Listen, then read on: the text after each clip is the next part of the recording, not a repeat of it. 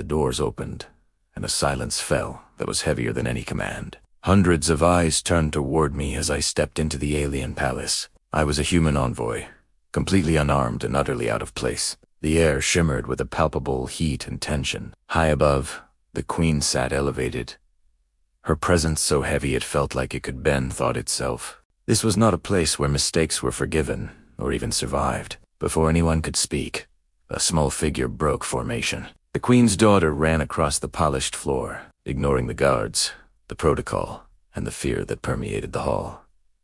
She reached me and wrapped her arms around my waist. The contact was sudden, absolute. Her head pressed against my chest as if she had finally found something she'd been missing her whole life. The entire palace froze.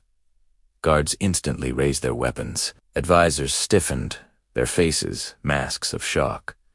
The Queen did not move, and I didn't move either. I understood instinctively that any motion I made would decide everything. I had met the child once before, during a routine supply inspection in the outer districts. She had been sick, hidden away from the court. I had simply shared my water and sat quietly with her, while the medics worked.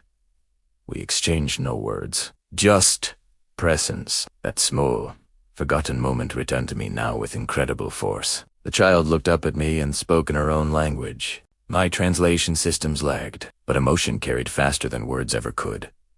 Safety, familiarity, trust.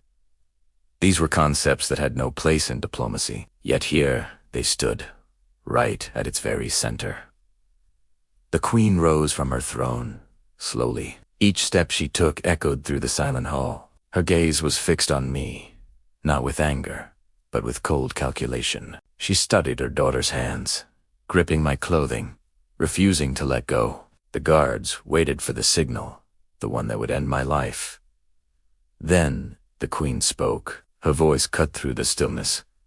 She asked why her daughter recognized me. I answered truthfully. I described the outer district, the illness, the quiet hour where I stayed simply because leaving felt wrong. I didn't claim any heroism or offer any grand strategy. As I spoke, the child tightened her hold, as if confirming my account.